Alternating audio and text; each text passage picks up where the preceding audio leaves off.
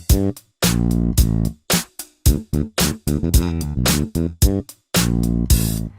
everybody, what we're going to do today on Google Classroom is look at how to add an announcement to your stream and how to add an assignment. I'm pairing these together because they are relatively similar, so it should be the same skill repeated, easier to put them together. So just remember our objectives for today are number 1, to add an announcement, and number 2, to add an assignment. All right, let's jump into it. For the purpose of this video, I've created a mock-up classroom with no students in it, so we don't have to worry about anything on the screen being questionable to be out in a video.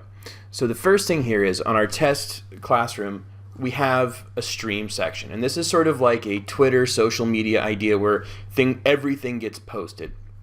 Your assignments, kids can respond with comments, and you can add things to it. But for our purposes today, it's just going to be a simple announcement. We just want to make sure that we're getting information out to the kids, which currently is super helpful to us because this might be one of the only ways we can contact them. So from here you would go in. Now you have multiple classes.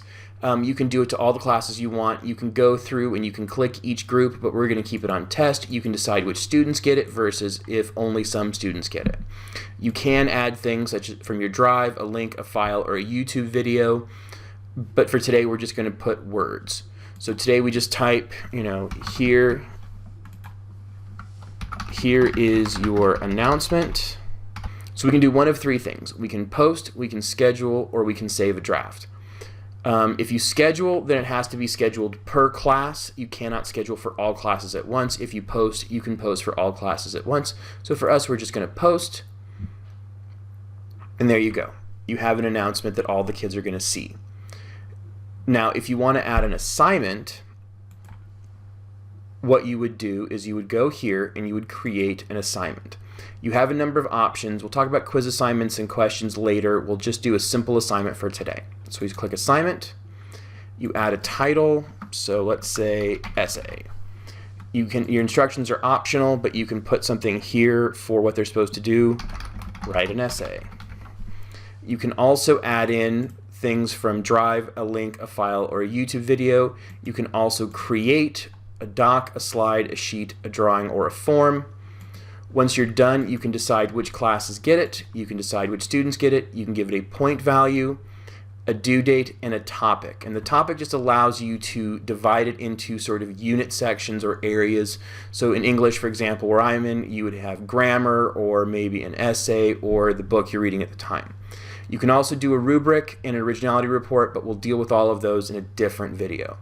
So from here, you would just either go to here and either go to schedule, save draft, discard, or assign. Remember, just like the other one, if you schedule, it has to be scheduled per class. You cannot schedule for all classes at once, which means you'd have to go through and repeat this process or reuse this version a few times.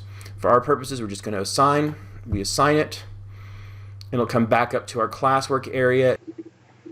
I also want to show you that normally this would go into your grades section, but since I don't have any students, you can't currently see anything in my grades, but if there was a student, it would pop up for them to be able to get a grade. And that's it.